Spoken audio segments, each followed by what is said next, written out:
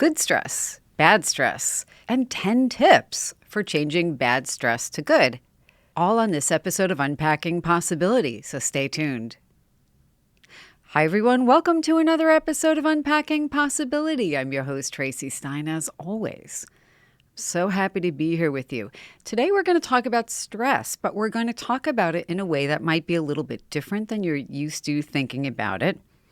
And that is we're going to talk about good stress and how to change the overwhelm of kind of run-of-the-mill garden variety, not so great stress and overwhelming stress to something more useful. Now, most people don't ever think about stress as being something potentially positive. But actually, if you think about stress, the concept of it in a way is neutral, right? Because stress, as we experience it, is really a set of physiological responses to what we're thinking about, right? Our thoughts generate feelings, and our feelings and thoughts can run away with us. That's when stress gets really overwhelming. You'll know that you're stressed, right? I'm going to mention things that I probably don't even need to, but your heart rate increases, right? So you feel like, I feel like sped up a bit. Your blood pressure increases. Your respiration or rate of breathing increases. You might have sweaty palms. Not everybody gets that, or sweaty armpits. Some people get flushed when they're stressed. You might just feel overactivated, right? You might feel like it's hard to really organize your thoughts well, depending on how stressed you get, right? And not everything elicits an equal amount of, I'm going to call it not great stress, bad stress, right? But really, stress is, it's our body's normal response to feeling internal overwhelm. And of course, things in the environment will trigger that overwhelm. So somebody will say, oh, come on, I have 10 projects due this week and I'm worried I can't finish them. Of course, I'm overwhelmed. Yeah, I get it. Trust me.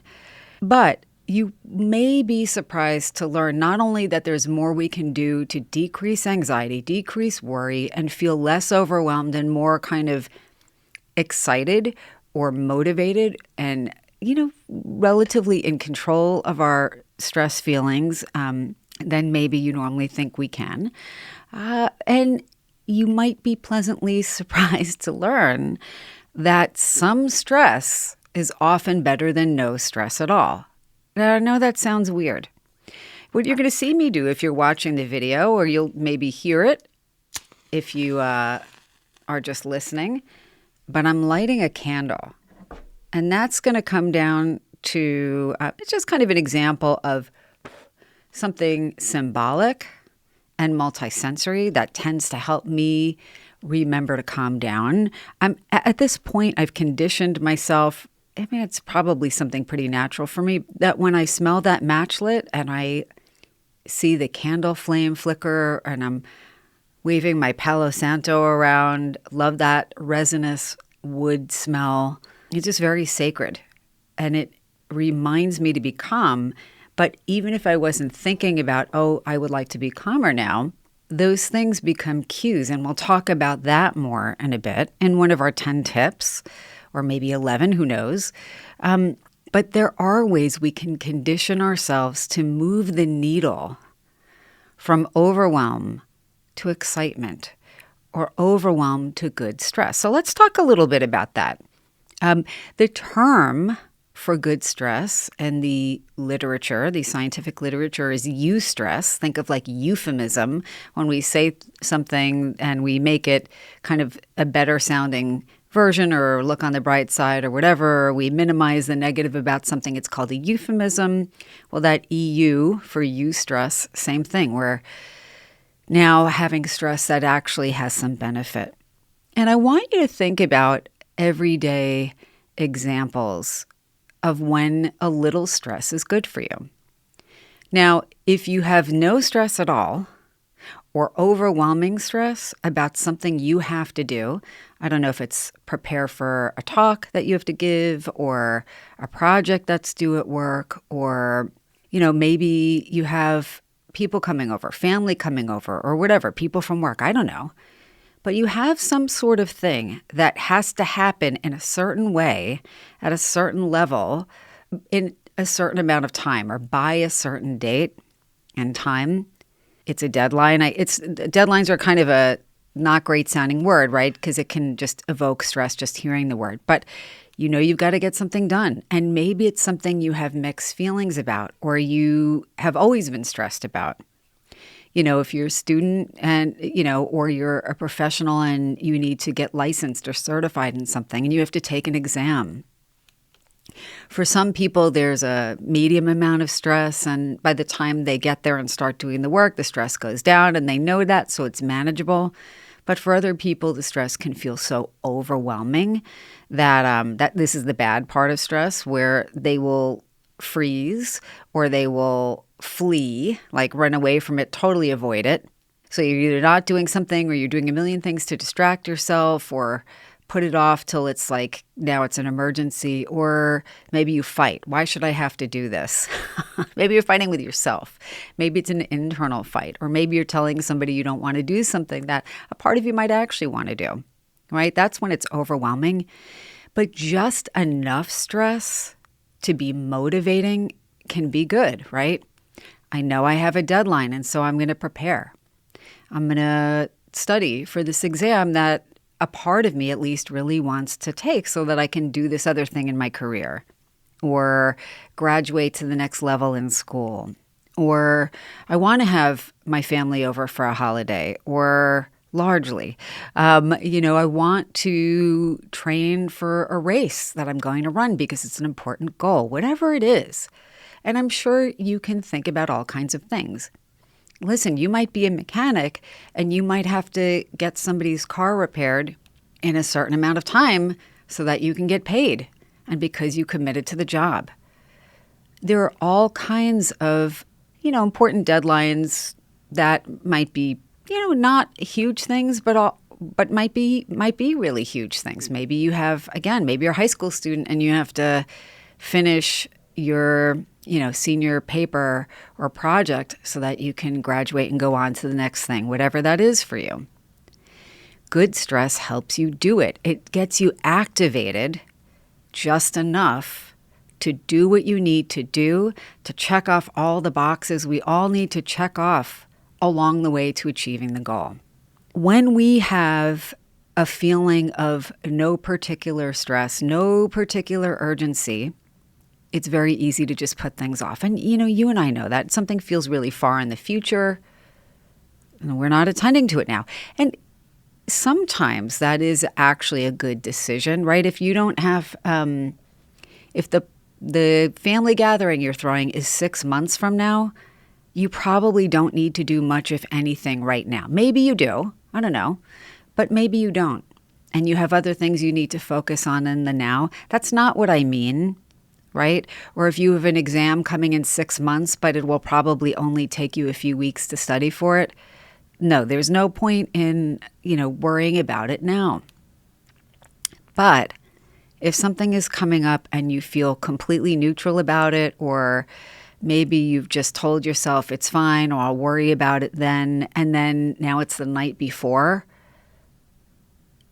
no stress earlier on might lead to overwhelm that can feel paralyzing when something comes due. And you all know what I'm talking about.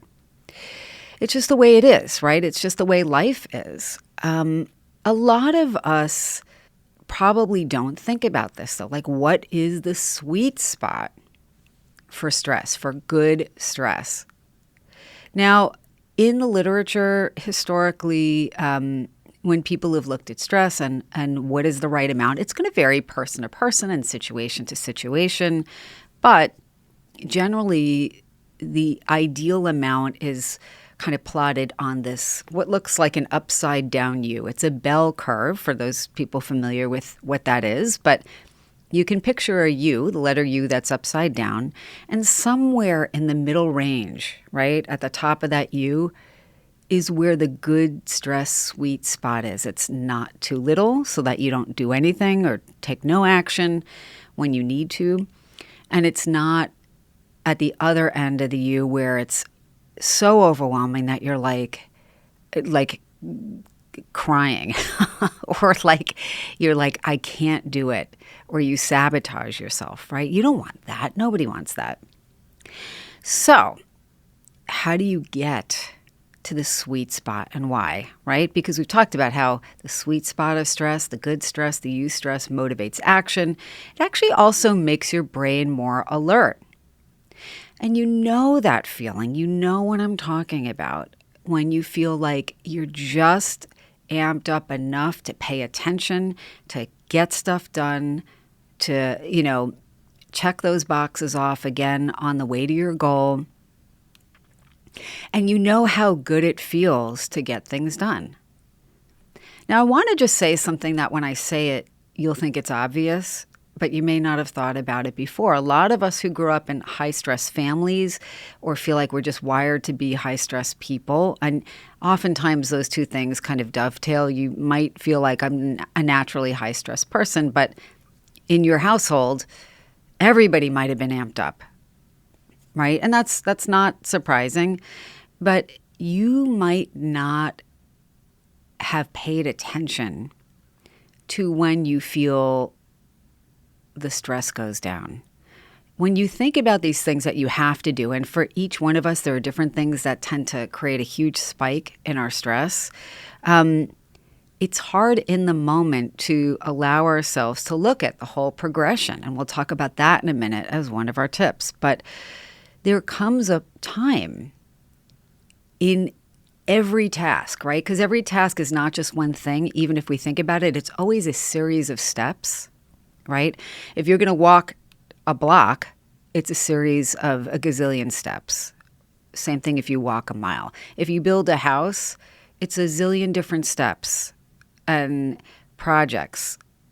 Every task, every goal has a bunch of steps, whether it's weight loss or healthy eating, or whether it is creating something like just doing a creative project. If you're a potter, the pot starts out as a lump of clay, and there is a process before it becomes this beautiful vase or whatever. That's usually probably not very stressful for people. But, you're in school, even just going from one grade to the next or completing the tasks for one particular class. There are a number of assignments and so forth. So there are 10 steps that I kind of want to go over that can be really helpful. But you might think of more than these 10 steps. I'll tell you about a few, and then we'll take a little break and we'll come back and I'll tell you about the rest. And I'm also going to tell you at some point in the podcast about a new album coming out that you'll be able to find on my website, tracistein.com. And it will have a few different recordings and meditations and some affirmations that you can use to just train your mind to get into a calmer and more optimistic state. And who doesn't need that? So the first tip here on my tips for going from bad stress to good stress and just feeling like you have more control over what you're experiencing is to visualize, as I mentioned a moment ago, the typical stress progression, right? Just the stress journey, how things tend to unfold for a particular situation, for you in a particular situation. So I would say the easiest way to do this is to look for a similar situation in your past, right? Even if you have something coming up, there's probably something similar or many similar somethings in your history that, that you could say, all right, I tend to be most stressed a week before the exam or the night before the exam. I'm just using an easy example, but you think of what relates to you. There's a point where stress hits a peak, where you feel like if you're a person who's prone to a lot of stress or high stress, where you feel like, I can't take it. You might be prone to catastrophic thinking or catastrophizing, as we say in the lingo, where you will think of a bad outcome, but it'll be the worst possible outcome. So it'll be like, I didn't study, it's my fault, I am a terrible person, I never am going to get over this, and, I'm going to fail this exam. It'll be all my fault, and I will never amount to anything. So you can see where I'm taking something that could be potentially negative.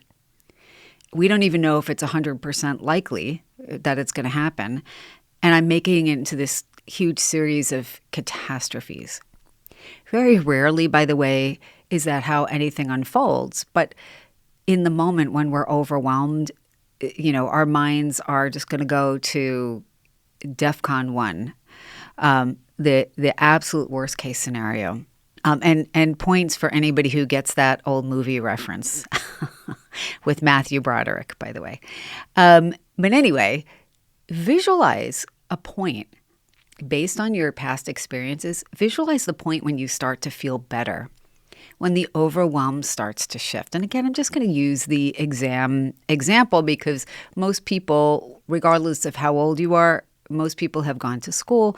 Most people remember, even if it's 5th grade and it's a spelling test, whatever, you remember that feeling of anxiety. For you, does the anxiety start to shift and lessen as you sit down and put pencil to paper? Does it start to lessen 5 minutes into taking an exam, even if you think you're not doing well? Because I think most people, if they paid attention or really looked back in their kind of memory bank, would notice a point where even if you're just resigned, like, all right, the test is going to be whatever it's going to be, I can't study anymore, I'm here now, where you just kind of get into some sort of zone. You're filling in the dots on your paper back in the old days, or you're writing your essay or whatever it is. Maybe the time for you when the stress goes down the most is once you've handed in your paper and now you're like, well, it's done. Let's see what happens. Because there's nothing else you can do at that point. And the reason I'm asking you to visualize that kind of progression of stress for you in a particular situation, think of the situation that's most relevant to you right now. The stress goes down, a project at work, a presentation you have to do, whatever it is. But you can step into that feeling because remember, in the mind, all things are possible. And, this podcast really is all about possibility. There's always so much more possibility than we tend to remember there is when we're stressed, right? But chances are, if you're even bothering to take an exam or host an event or give a presentation at work or apply for a job, whatever it is, it's because you believe in the possibility of something good coming out of it. I don't think you would likely do most things if you thought there was no potential for you to be happy or enjoy something or get something good out of it or actually check that box off, right? And related to that, I will throw in an extra tip is remember that you can look back on your own personal typical journey with these things and find evidence of success. Almost everybody has been really stressed out about something and done it, and it's worked out. Even if it hasn't worked out exactly as well as you might have liked, if you're listening to this podcast, you've survived it, number one, and likely you did pretty well. You took the exam and you didn't fail, right? I don't think there's a person alive who's failed everything they've ever done. So you can find evidence of success.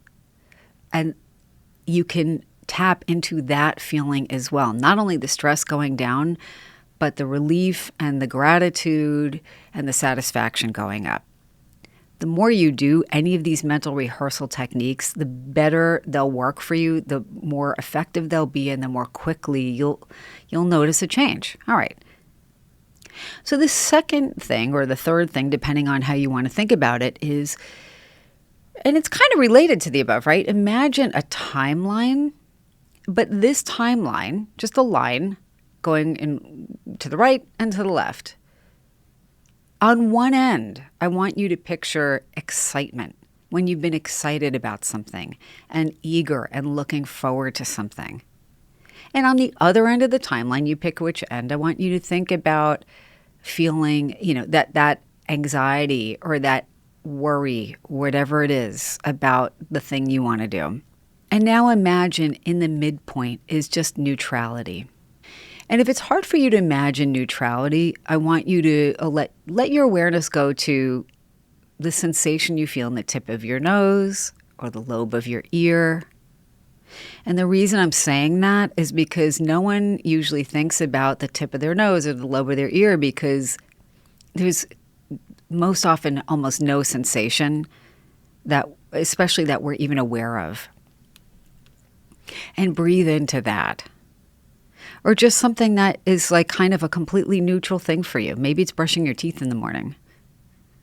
Maybe it's making your coffee. Or maybe there's excitement about pushing the button on your coffee maker in the morning. You know, who doesn't love that first cup if you're a coffee drinker? But on this timeline, I want you to imagine now a toggle or a little lever. And wherever you move that lever on the timeline, I want you to experience what it feels like to be in that particular space. So, for example, if you're worried about something or anxious about something coming up now, imagine just for a moment and breathe, moving the toggle to that point. And just notice what that experience is like. You don't have to stay there. In the mind, all things are possible again. And now move that toggle toward that midpoint of neutrality and breathe. Again, lobe of an ear, tip of your nose, something completely neutral, boring, sleeping in the middle of the night, whatever it is. And now imagine with your finger just moving that toggle over to excitement. And just notice where you would like to be in relation to this thing that has, until now, generated too much anxiety, too much stress. And just get in the practice of moving, your imaginary finger on that imaginary toggle, on that imaginary timeline, and finding the sweet spot, the place that feels best, where you want to be for this. Again, the more you do it, the more effective it will be. Hi, everyone. Welcome back. So we're talking about stress, good stress. Even if you haven't thought it was possible, it really is. And bad stress and how to make bad stress more good stress. And easy tips that you can employ. You can do one, you can do several, you can do all of them. See what works for you.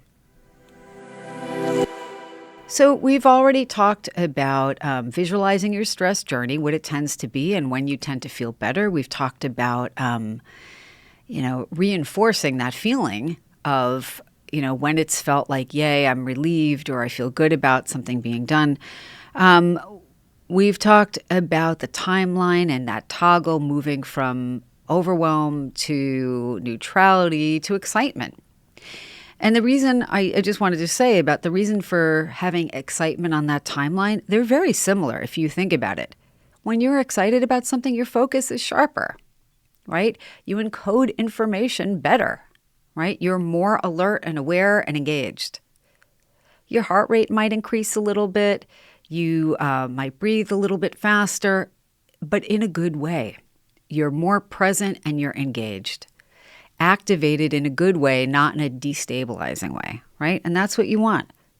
So the next thing I want you to think about is something that psychologists talk about called stress inoculation. I have mentioned it before on this podcast. Inoculation is kind of a big word, but if you've ever gotten the flu shot, that's inoculation. You're taking a little bit of something, a benign amount, and you're taking it to prevent something bigger and worse. The flu shot is not that big a deal, and hopefully you won't get the flu, or if you do, it'll be lessened in intensity. And if I know that right now it can be a bit of a hot button topic to talk about any sort of vaccination. So if that doesn't feel right for you, homeopathy, right, the other end of the spectrum. But the idea that you're getting an infinitesimally small amount of something to address something larger and make it better. Okay, so stress inoculation means reminding yourself, yeah, I have a presentation coming up. It's going to be 50 people, and that tends to make me anxious. But you're not in that presentation yet. Someone might ask me a question and I might not know the answer, or I might freeze in the moment because I've done that in the past. Or maybe I've never done that before, but I've always worried about it. And just note that ahead of time, right? It can also help you cultivate a plan. Well, what's one thing I could say if in the moment I'm not sure? And it might be very honestly, that's a great question. I need to think about that, or I'm not sure, or do you have a thought about that, right? That is so much more empowering than just deciding something is overwhelming. So thinking about something, maybe you have a client and you don't like dealing with them because they can be not so great. They're a difficult personality. This client's coming in, they tend to be difficult, but I know this and I've been able to manage this situation before. All right? You're talking about the stress and reframing it too. So we're bundling that into the same tip. Really kind of 2 tips in one. Reframing and finding a solution. Definitely helps you cultivate a plan. So the next tip is affirm success. So we've kind of given a nod to that in an earlier tip. When you either going forward or when you have previously experienced success, right? I thought I was going to fail this exam and I actually passed it, or I did well even. Yay me. And you don't have to say it out loud, or you could. It's so important. Your brain is always looking for something good. We all crave reward, right? Create a reward that is better than avoiding the task, right? Better than remember how I said that if stress becomes overwhelming, we fight? I shouldn't have to do this, or this is stupid, or we freeze and we don't do anything, which is not a great feeling, doesn't really get rid of the stress actually, or we flee and we avoid stuff. If by the way, we avoid things because that feels like kind of a reward to the brain, and that we take away the immediacy of that thing we perceive as negative or painful, right? I'm not going to give this presentation at all. I'm going to call in sick that day so I don't have to do it. I mean, that's ultimately not going to be good in the long run, but in the immediate term, avoiding can feel good. But there are other options. When you remind yourself of the good things that come from doing challenging things and meeting the challenge and moving through it, that's a reward. And it makes it that much easier for you to do it the next time you have to. But the other thing is, honestly, your life just becomes better because you're aware of and allowing yourself to take in the things that are good. It feels good to do well on an exam. It feels good to try something new that you were afraid of and check it off and maybe even do better than you thought. It feels good to complete a job and get paid for it. It feels good to go on to the next grade. It feels good to learn something from writing a paper, even if you were like, oh, I hate writing papers, right? But find out what is good, what feels good to you, and allow your brain to take that in and emphasize that. It's really worth it, and it builds over time, and it helps you, again, reframe the experience that feels stressful. So, pat yourself on the back. Do something nice for yourself. Celebrate success. The next thing is, I believe Glennon Doyle, the author, said this, but we can do hard things. And we can. That's the thing. All of us can do hard things, and we do hard things all the time. And we do them successfully. And success doesn't mean it's perfect. Success doesn't always mean that it comes out the way you want. It doesn't necessarily mean that you run the race and you win. Maybe you do sometimes and maybe you don't. Maybe you just learn and grow. Or maybe it's just that you've done it and you've checked it off checked off that box. We can do hard things. We do hard things all the time. Even when we tell ourselves we can't, we do. Remember that. So the next thing on the list is it's okay to acknowledge when you feel stressed about something and all the other feelings you have about it, right? So often we beat ourselves up again and again about not liking something, wanting to avoid something, feeling anxious about it. I shouldn't feel anxious about this, or I shouldn't worry about that, or someone else would handle this better. You're a human being. We're all a work in progress. There's not a person on earth who isn't a work in progress. Now, listen, you might be able to find somebody who's maybe farther along in a particular aspect of their journey than you feel like you are. And, all of us could do that too. It's okay to just acknowledge our humanity. And again, if you have been paying attention to the self-compassion meditations out there, whether mine or somebody else's, or you've been looking into self-compassion and all the benefits of self-compassion, certainly talked about it on this podcast before. Our humanity, just our common humanity, is a pillar of self-compassion. Just acknowledging that. I hate the idea that I have to do this thing I don't want to do, or I hate the idea that I feel anxious about this in this moment, or I wish I felt more confident than I do, and it bothers me that I don't. Whatever it is, acknowledge it so that it doesn't become this monster. It just is.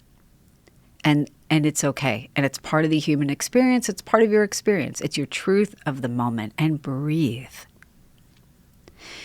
Notice how that takes the sting out of so many things. It's like the monster in the closet that every little kid is like, oh my God, there's, that's so scary. And then maybe you turn on the light, open the door and turn on the light and nothing's there. Don't let something become the monster that it doesn't need to be because you keep shoving it away and telling yourself you're not supposed to have a feeling. Feel the feelings, breathe through them. That takes so much of the sting out, really. Okay. So another tool that is completely free is breathwork. Now, you get to choose what kind of breathwork you like to do. Some people find 4-square breathing to be very helpful.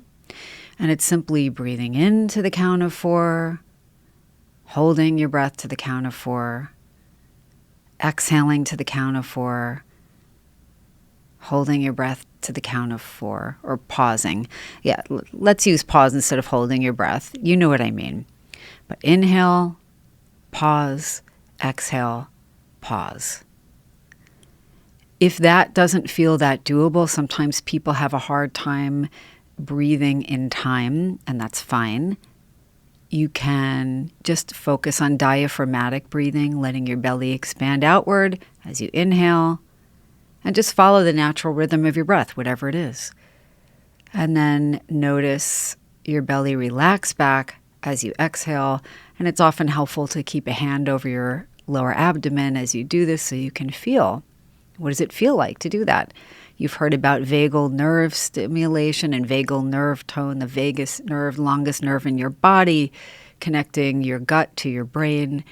Absolutely. I mean, by the time you do 10 of these diaphragmatic breaths, these belly breaths, you will feel better. It's just the way your body works. You don't have to think about it. You don't have to believe in it. It's just a thing.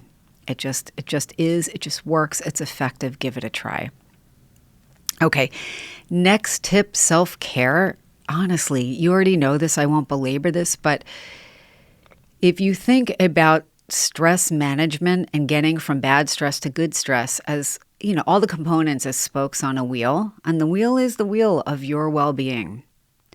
Each of these things does something. So it's good to pay attention to all of them. The more you do them, the more kind of natural they become, and you don't even really have to think about it because it becomes second nature. So what's that? Getting good sleep to the extent that you feel you can, eating well, generally being mindful and moving your awareness back to the present moment rather than worrying about or longing for the past or worrying about or obsessing over the future. The now. This is the time we all have, this very moment. And if you do that, you're going to feel a lot calmer and better in general. Be mindful of your caffeine intake. I know that's really hard, but, and I say this as somebody who is acknowledging that personally. But be mindful. And it might not mean zero caffeine. It might mean just like, do I need 4 cups of coffee, or would 3 do, or would 2 do, or 1? You decide. Notice how you feel and let that be your guide. Be mindful of your alcohol intake. Definitely not great for sleep. It kind of puts stress off in the short term and kind of makes it worse in the longer term. You know everything I'm saying. All right. So moving, we've talked about this before. Exercise, the next tip. Exercise gets rid of or greatly lessens and better manages muscular tension. It absolutely manages emotional tension. Almost better than just about anything. And lots of people have said this. If the benefits of exercise came in a pill, pharmaceutical companies would find a way to make billions of dollars off of it. But it's free, largely. Exercise builds a better brain. You will have more BDNF, it's brain-derived neurotrophic factor. You will not only make more neuronal connections in your brain, but you will have more neurons. You'll have more neuronal growth in a good way. And what you'll find is that, the research shows you will become less anxious, fewer anxiety attacks, fewer episodes of depression. It's medicinal, and it's just a good thing to do overall. And the second to last one would be the self-care things that you already know help you feel better, like meditation or prayer, visualization, listening to music you like, doing some sort of creative pursuit. All of those things, 1 or 2 of those things you decide, but they give your awareness something else to anchor on, and they help you change your inner narrative. We talked about trance and everyday trances on this podcast, and we'll do another episode where we just focus on that. But you are literally changing the movie in your mind to something more calming when you do these things. I can't see a downside. The last thing I want to say, and this might be at 11 or 12 tips, really doesn't matter. Choose which ones work best for you, but have a plan. What that means is think about the thing that is currently stressing you or tends to. Break it down into manageable steps, because almost everything is a series of steps. And plot out when you need to do these things in order to get them done in the way that works best for you, in order to decrease your stress and enhance your success. So anyway, these are the tips for moving from bad stress to good, and they're just good for your well-being overall. I really do think all of these things can help us feel, do, and live better overall. And again, keep an eye out for a new album on managing stress. It'll be on my website, on my store website, tracistein.com, but you can always find information on my regular website, drtracistein.com.